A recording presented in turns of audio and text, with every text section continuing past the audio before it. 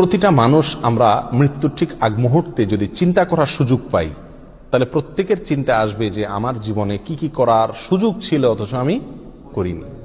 অতএব জীবনের প্রতিটি মুহূর্তকে, প্রতিটি সেকেন্ডকে মূল্যায়ন করা উচিত একজন মুমিনের জন্য।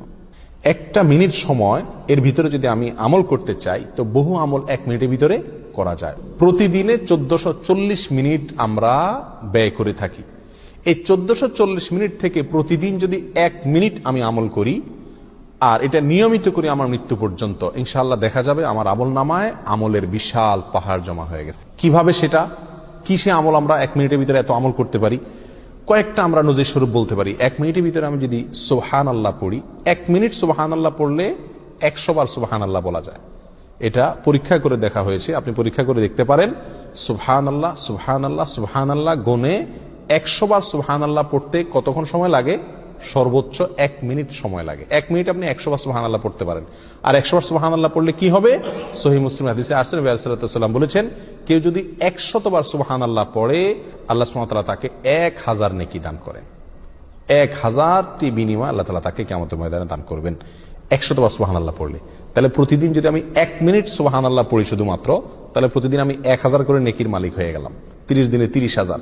এভাবে হিসাব করেন সারা বছর, সারা জিন্দেগি কি পরিমাণ দাঁড়াবে ইনশাআল্লাহ। 1 মিনিটে আরো কি করতে পারি আমরা? 1 মিনিটে আমি 10 বার সূরা ইখলাস পড়তে পারি। কয়বার? 10 বার। পড়ে দেখেন 1 মিনিটে 10 বার পড়া যায়।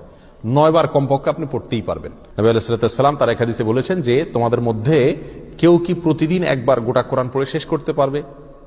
সাহাবায়ে কেরাম বলেন, ইয়া রাসূলুল্লাহ, এটা তো কঠিন, প্রতিদিন গোটা কোরআন একবার শেষ করা।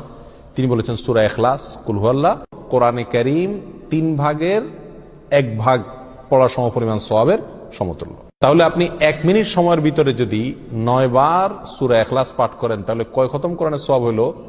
3 বার কোরআন শেষ করার সওয়াব প্রতিদিন 1 মিনিটে আপনি অর্জন করতে পারছেন। আল্লাহ সুবহানাহু ওয়া তাআলা আমাকে প্রতিদিনে 1440টা মিনিট দিয়ে থাকেন। এখান থেকে 1টা মিনিট যদি আমি আমলগুলো করি এবং সারা জীবন নিয়মিত করি, আমলের বিশাল বড় পাহাড় ইনশাআল্লাহ আমার আমল নামায় যুক্ত হয়ে যাবে।